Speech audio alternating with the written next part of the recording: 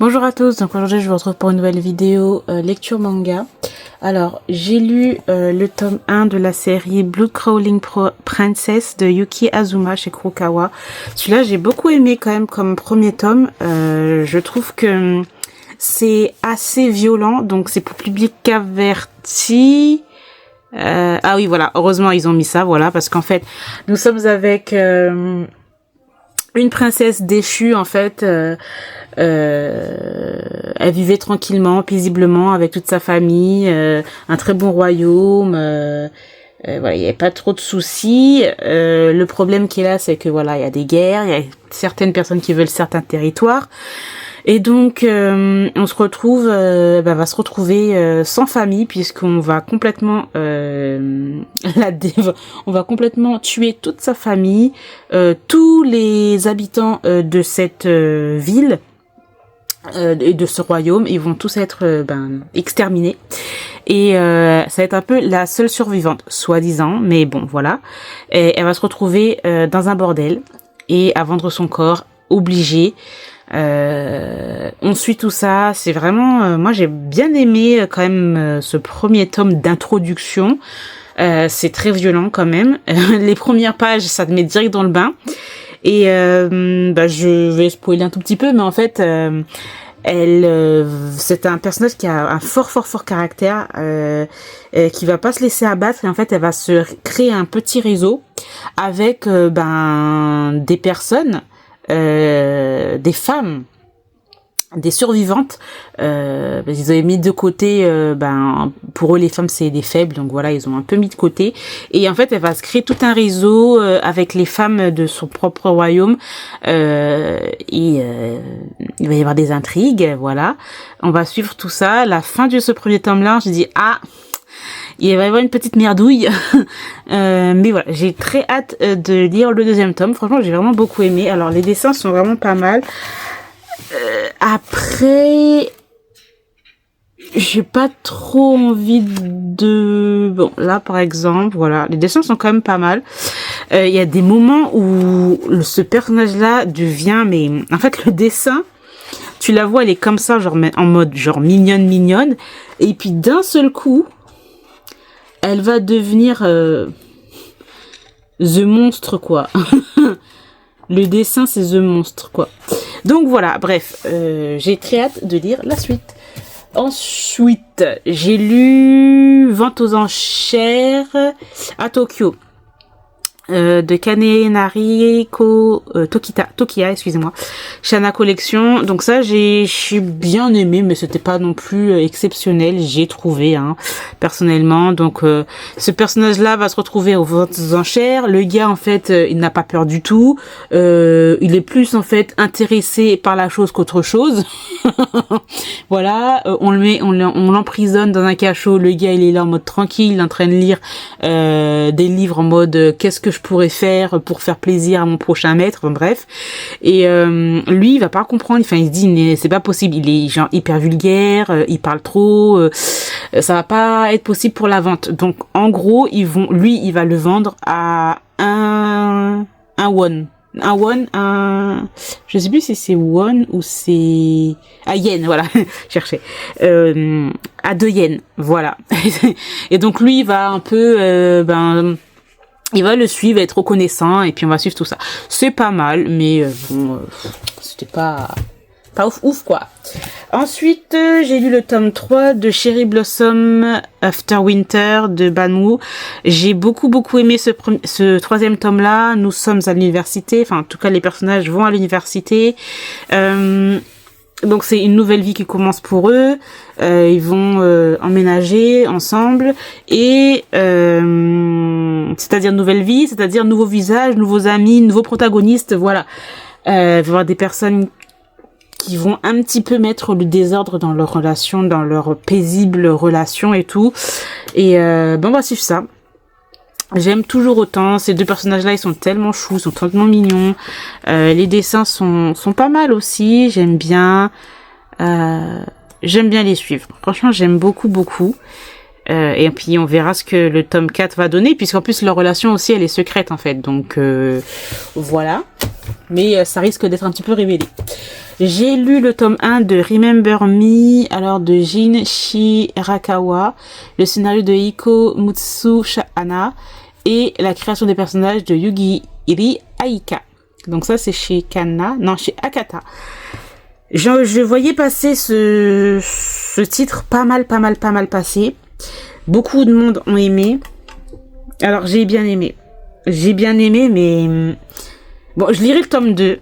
Si le tome 2 me hype pas plus ça, je vais arrêter.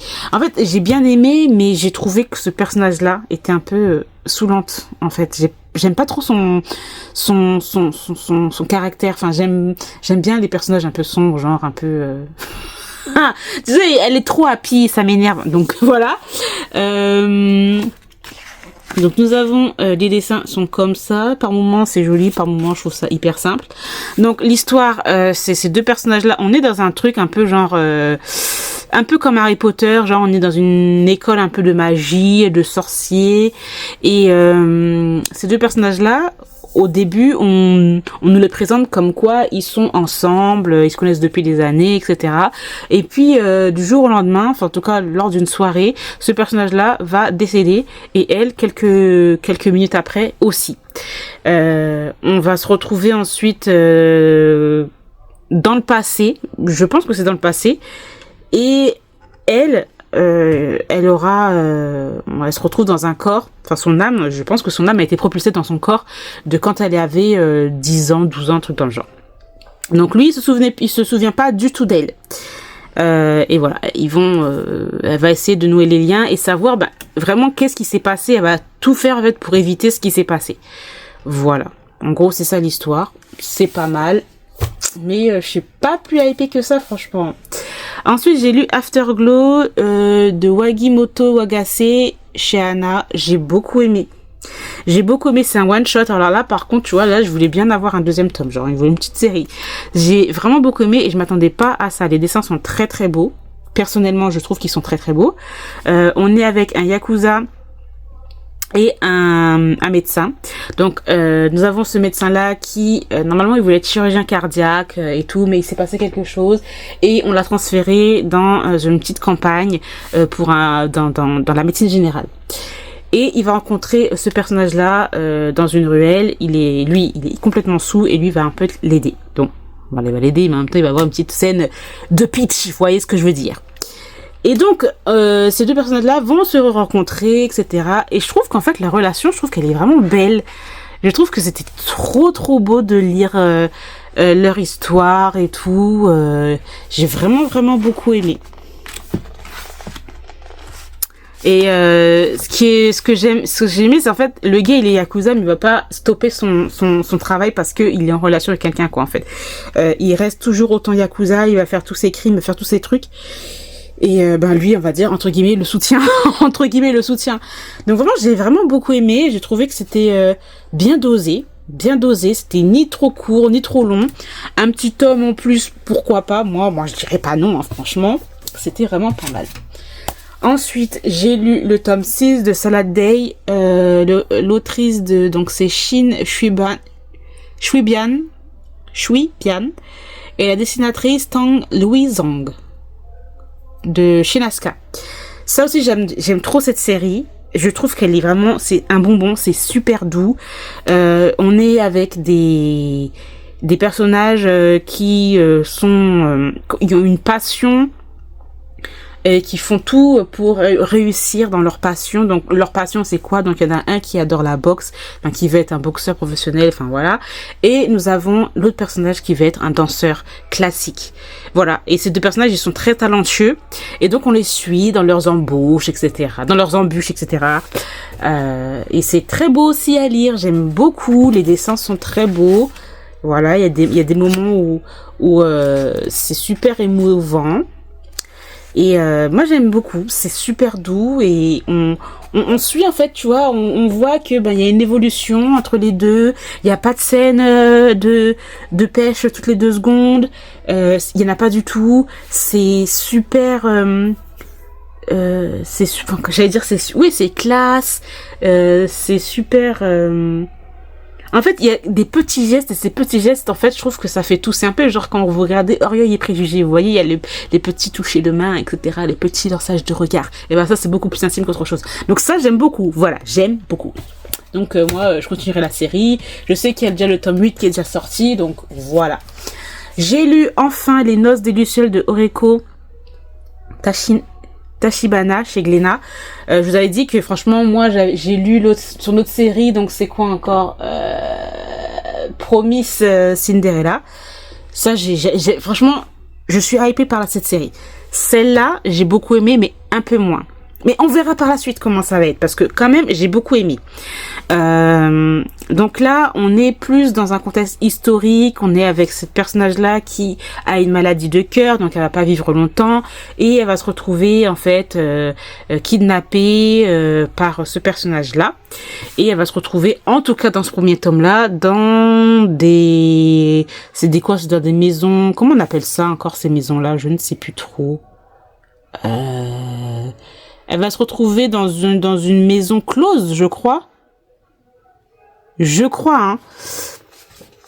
En tout cas, à la fin, mais je sais pas si on va rester là-dedans. Et en fait, ces deux personnages-là, elle, pour essayer d'échapper à tout ce qui va se passer, elle va lui proposer un truc. Genre, marie-toi avec moi. Parce que de toute façon, moi, je vais mourir. Et tu vas voir, je fais partie d'une famille assez cotée, genre. Et ça peut t'intéresser par rapport à l'argent, etc. Donc lui, ce personnage est complètement fou. C'est un fou, je pensais pas, en fait. Moi, quand j'ai vu le petit truc de trosse de sang, etc., je me dis, bon, ok, ouais, avec des petits, j'allais dire des ninjas. Avec, je sais pas, moi, des personnes, des soldats, un truc dans le genre. Je pensais pas que ça allait être comme ça, en fait. Ce personnage-là, il est mystérieux, en fait. Tu sais pas à quoi il pense vraiment, qui il est, pourquoi il fait ça. Le gars, on dirait que c'est un psychopathe. C'est pas un dirait, c'est un psychopathe, en fait. C'est vraiment un psychopathe. Et en fait, il m'intrigue, ce personnage-là. Voilà.